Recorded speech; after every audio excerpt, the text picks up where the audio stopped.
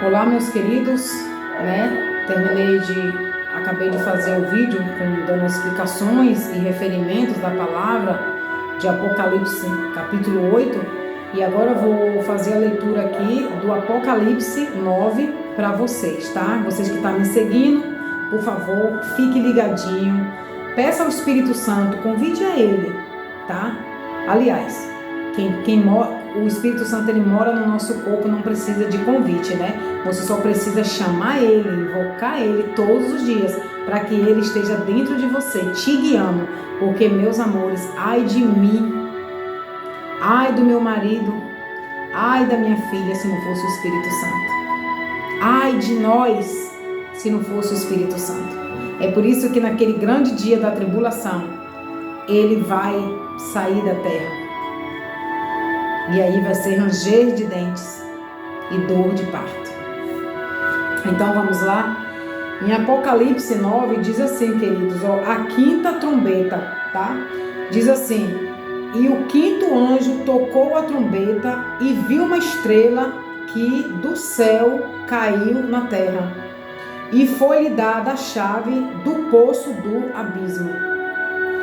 E abriu o poço do abismo e subiu fumaça do poço, como a fumaça de uma grande fornalha.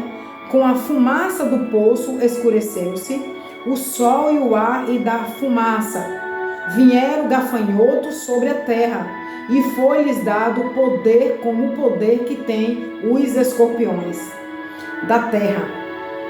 E foi-lhes dito que não fizesse dano à erva da terra, nem a verdura alguma, nem a árvore alguma, mas somente aos homens que não têm na testa o sinal de Deus. Meu Deus!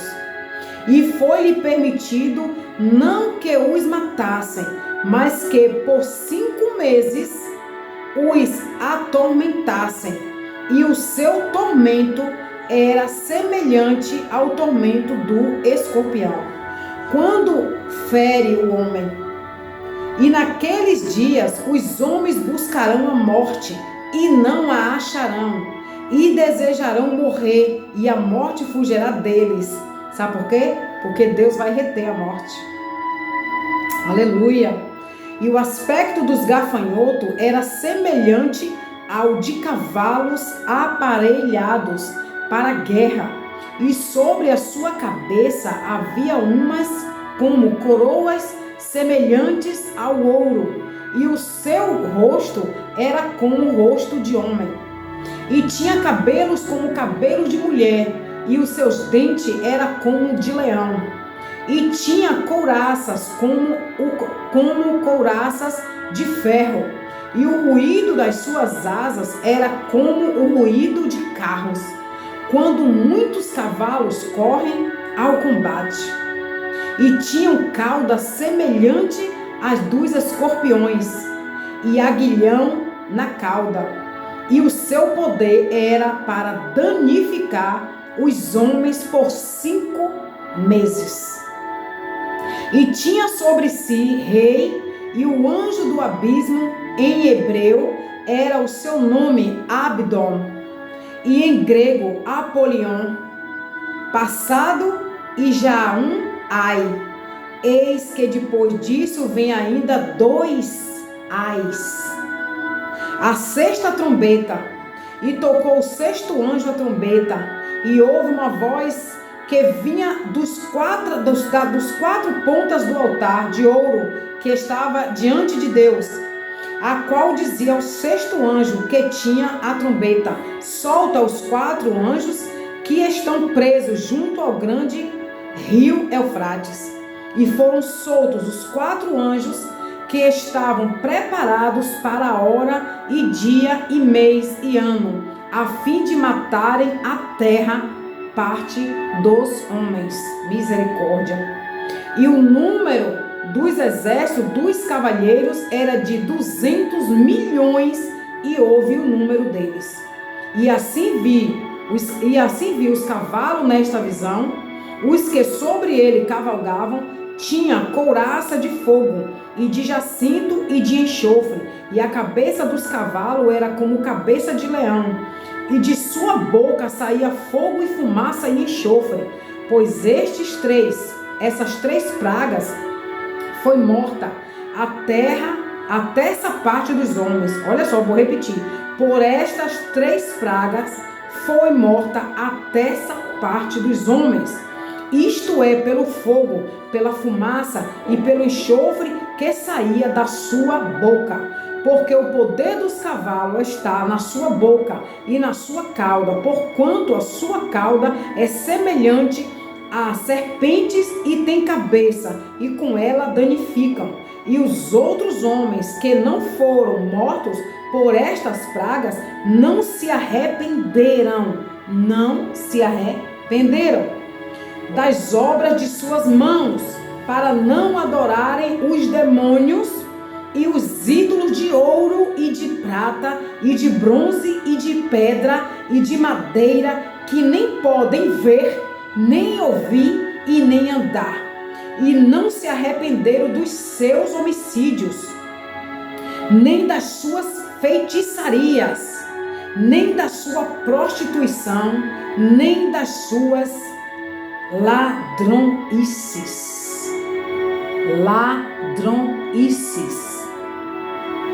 Apocalipse 9 é tremendo. Deus, eu acabei de falar lá, meu Deus, Senhor, obrigada. Eu acabei lá de falar que mesmo homens que fizeram tanta maldade, que mandaram matar, exterminar crianças, homens que legalizaram leis para meninas transarem, ficarem grávidas e abortar, essas leis malignas aí, que eles querem que a gente seja de acordo, até esse tipo de gente, Deus aqui diz que dá chance para eles, que Deus permite essa coisa ridícula, feia, com a cauda de escorpião, para atormentar esses homens por 5 meses, e esses outros homens preferiram fugir da aparência, eles preferiram se matar, mas não vão se arrepender. Eles não vão se arrepender pelas suas maldades, pelas suas crueldades. Hitler já morreu. Aquele homem ali foi misericórdia, um anticristo. Porque aquele homem fez tanta maldade. Lampião, que matava e tinha prazer de pendurar orelhas com sal. E batia no peito e dizia: eu sou matador. E tem aí muitos remanescentes dele. Alguns são até já cristãos, graças a Deus. Mas é dessa herança que eu estava falando. Ouvem lá os vídeos da pastora Tânia Tereza. Ela fala sobre heranças de maldição de família. Se dentro da tua família seu pai era um drogado, sua mãe era uma prostituta, o seu bisnono era um matador, a sua avó, ela escravizava as pessoas, pegava as africanas, as negras, para escravizar. Isso se torna uma herança para sua família. Se você teve um pai que ele teve um bordel e ele botava menininhas para se prostituir, os filhos dele pagaram. A herança vem para os filhos, vem para os netos. Gente, isso não é brincadeira. Isso não é brincadeira. Se você vem de uma linhagem de matador e fica aquela coisa na sua mente: meu Deus, por que eu fico assim? Tudo eu quero brigar, tudo comigo é na ponta da faca. Porque tem essa herança.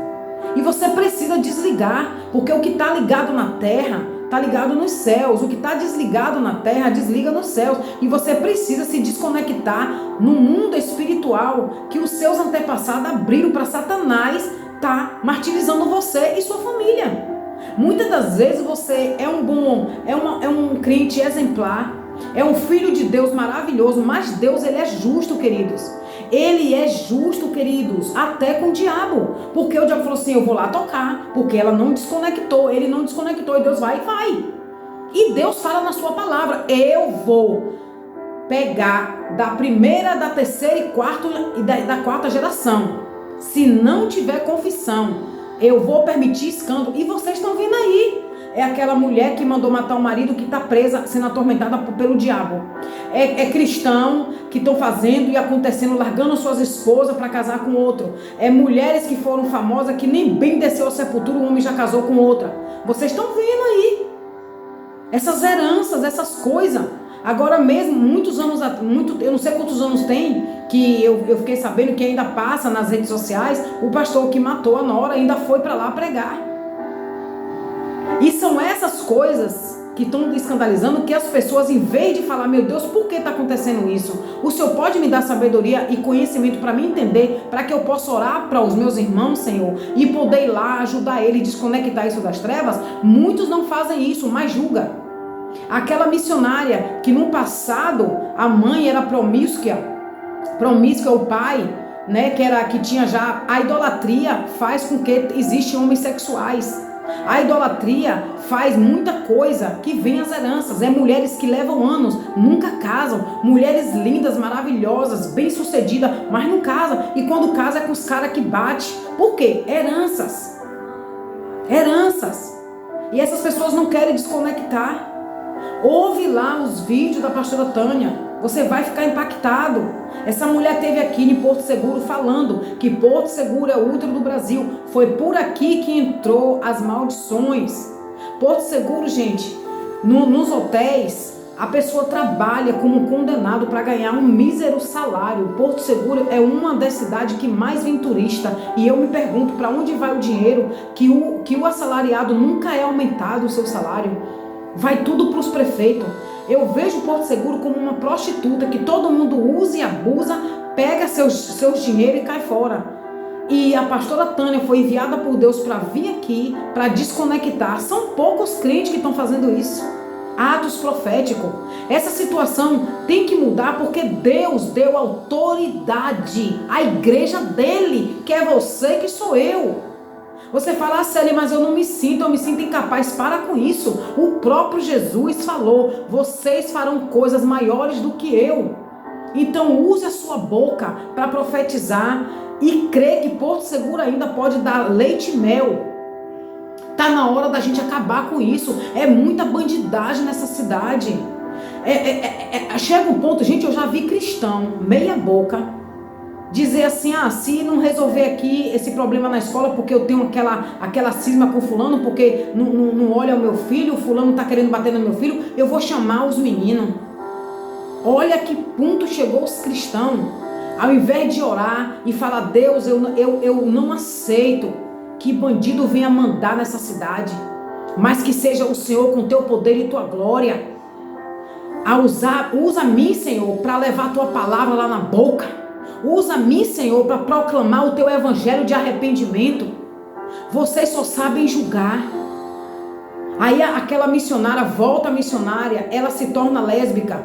Você vai dizer assim, olha lá, e aquela desgraçada era missionária, agora tá aí, transando com mulher. Vai saber da linhagem dela. Vai saber o que aconteceu. Se a herança não veio para ela. Então você bota teu joelho no chão. Não aponte o pecado, mas aponte o caminho. Bota o joelho no chão e pergunta, pai, o que eu posso fazer? Por que aquela missionária, pai, que era tão usada, agora virou aquela coisa ali? Não, minha filha, porque ela tinha lá os antepassados dela. Tá entendendo? Tinha lá a promiscuidade, que era mulher com mulher, homem com homem. E agora a herança veio para ela. Pastores que se suicidaram, pastores que foram violentados. A pastora Tânia fala isso. Pastores que foram violentados, porque o abusador, ele abusa. As pessoas, em vez de procurar saber por que aquele pastor, um homem tão usado por Deus, passou a abusar crianças. É óbvio, gente, é óbvio que você, quando conhece a verdade, você sabe que aquilo ali é pecado, mas é uma herança. E maldição, meu amor, só quem quebra é Cristo, através de confissão. Está lá no livro de Salmos, está na história de Davi. Deus teve que mandar Natan, o profeta Natan, para poder Davi confessar. Porque quando Natan chegou, Davi, tem um homem cheio de muitas concubinas, muitos ouros, muito bem de vida, mas cobiçou uma ovelhinha só e ainda por cima mandou matar.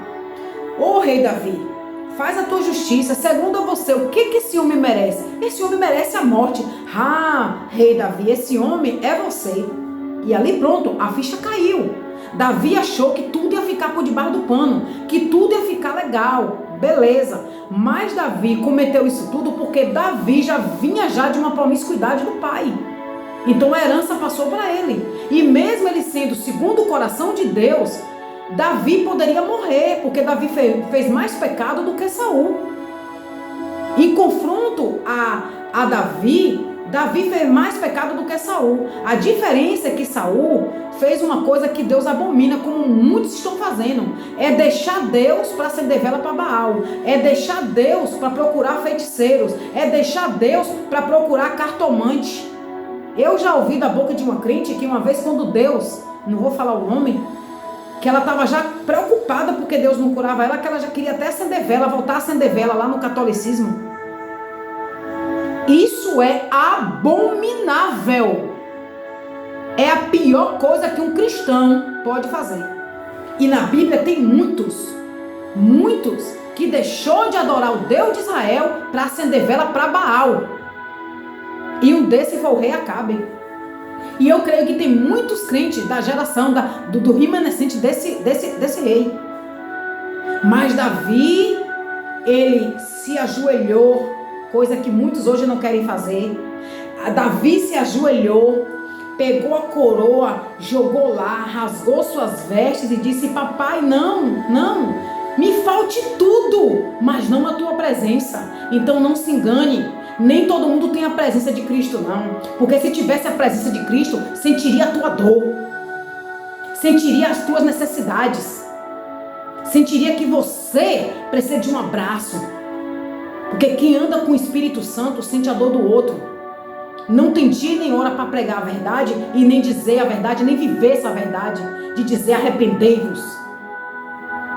Arrependei-vos. E ele se arrependeu. A Bíblia diz que ele rasgou as vestes. E ele disse: pai, pode me tirar o cargo, me tira tudo. Mentira, eu não quero nem mais ser rei. Mas não me deixa a tua presença. Deus, a Bíblia diz que levou tempos. Tempos na Bíblia é anos. Levou tempos para que Deus perdoasse Davi. Ele fez um pecado muito horrível. Ele cobiçou uma mulher. Ele mandou matar aquela mulher. E nem o bebê que estava no ventre daquela mulher, Deus permitiu que nascesse. Deus matou.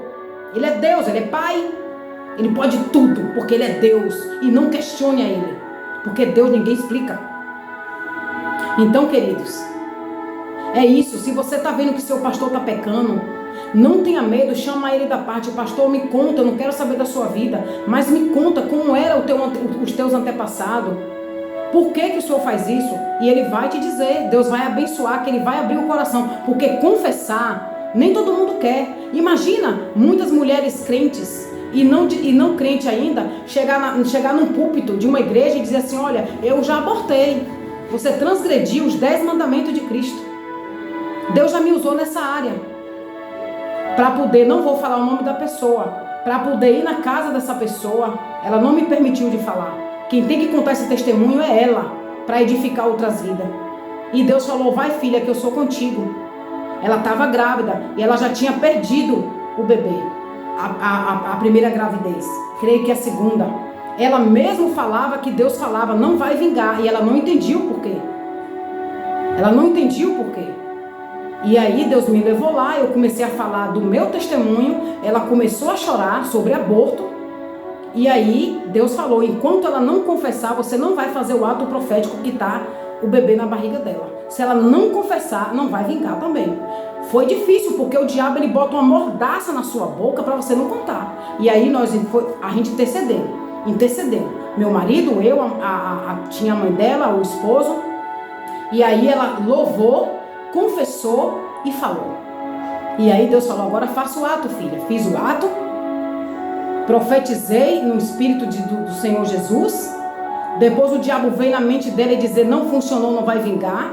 Aí imediatamente meu esposo já entrou e falou assim: não, é verdade, o diabo é mentiroso. Deus, quando faz uma obra, ele faz completamente. Agora depende de você contar o testemunho sem nenhuma vergonha. Contar.